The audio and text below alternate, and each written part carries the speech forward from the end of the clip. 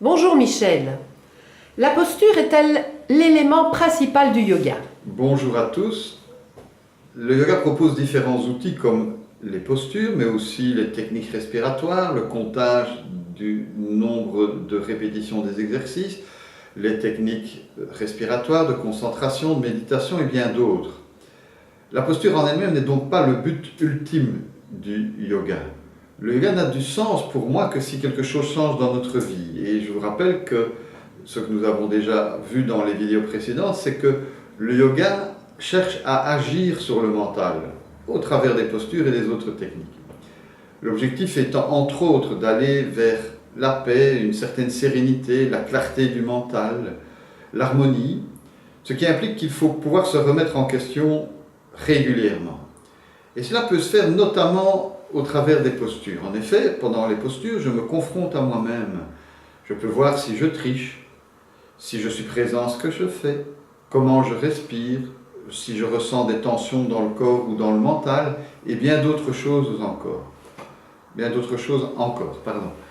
C'est ce qu'on appelle aussi faire svadhyaya, c'est-à-dire l'étude de soi. Au départ, c'est à travers des textes sacrés, mais ça peut se faire au travers de différents textes et différentes techniques. Le yoga nous apprend aussi que nous avons des habitudes, ce qu'on appelle des samskaras en yoga. Et il y a des habitudes positives, comme le fait de se laver les dents après les repas, de s'arrêter au feu rouge, etc. Il y a des habitudes encore plus profondes, nous dit le yoga, vraiment encore plus inconscientes, ce sont les vasanas.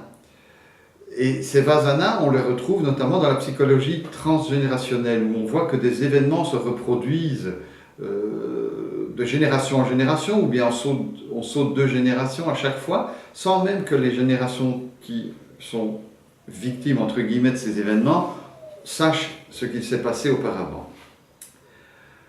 Il nous est important donc de prendre conscience de ces mauvaises habitudes, parce qu'elles nous font souvent du tort, et bien souvent aussi, elles font du tort à notre entourage. Le yoga nous invite à installer de nouvelles habitudes, de nouveaux samskaras, et nous dit, et ça c'est important, qu'à force d'installer de nouveaux samskaras, de nouvelles habitudes, les anciens samskaras, en tout cas les négatifs, ceux qui nous faisaient plus de tort que de bien, ces samskaras seront remplacés par les nouveaux samskaras positifs. Nous continuerons à parler de ces samskaras et de ces vasanas dans une prochaine vidéo. À bientôt.